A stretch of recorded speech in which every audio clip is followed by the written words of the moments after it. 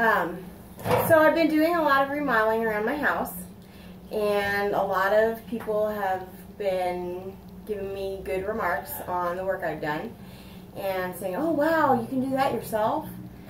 I'm like, yeah, it's not rocket science. I mean, kudos to the people who do it for a living and do it like really precisely and this professional, wonderful, perfect job. That's not what I do.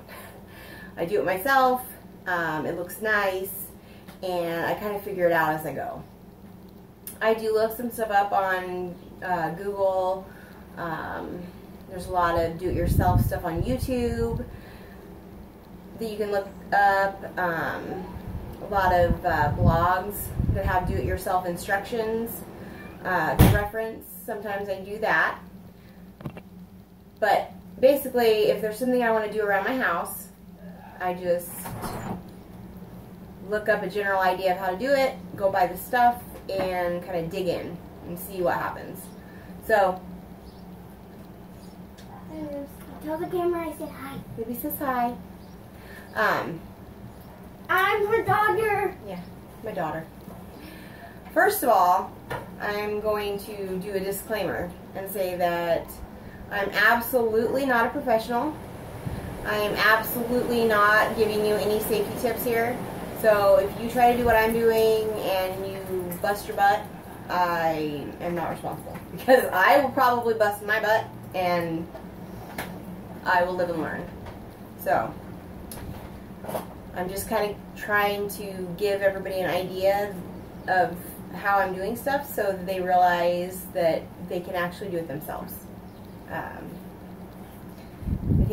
I think people are just afraid. They don't know how they would go about doing it, so they think, oh, I have to have that professionally done. And if you have the money to have it professionally done and you want to do that, that's perfectly great. But I like doing it myself. I think it's fun. I find it really fulfilling to dig in and do a project and see what I make of it, you know, take something that isn't so great and make it something that I absolutely love. Like make it a happy place that just, to me, I love it. So, anyway, I thought I'd make a little video today. It's kind of spur of the moment. So, I've rigged up a ladder here because this is an awkward space. It's on the stairs to my basement, and so I'm hoping that I don't fall. We'll see. Basically, I've been painting my back porch, and on the windows, you can see this is the old wood, the dark wood. I'm lightening it up, doing a white paint, and I'm using an oil-based paint, so it's a little bit tougher to work with. It's got a little tougher cleanup. So you definitely want to make sure you're not wearing your good clothes. You want to put on something crummy, or I have paint clothes or work clothes that I know that I can just get whatever on. No big loss. So don't wear anything nice. And anyway, I just went to Ace Hardware and I got this Perma White mildew-proof interior paint. It's oil-based, and we'll give it a go. See what happens.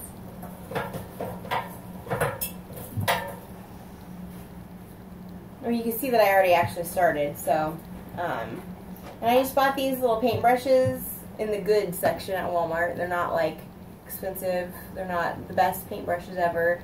They're just decent. And part of the reason I don't get the expensive ones, even though they do work a little bit better. They're a little bit, they make smoother lines, I guess. But I know that I'm not the best at cleaning the brushes, so a lot of times I end up tossing them because I'll forget about them if it's late at night. And I'll just kind of leave them and they'll get all hard and yucky and I'll just toss them. So, not always. I like to wrap them in saran wrap, which really actually helps a lot in between uses because they stay wet. And then I can just keep using the same one and I don't have to wash it out and then reuse it. So, saran wrap.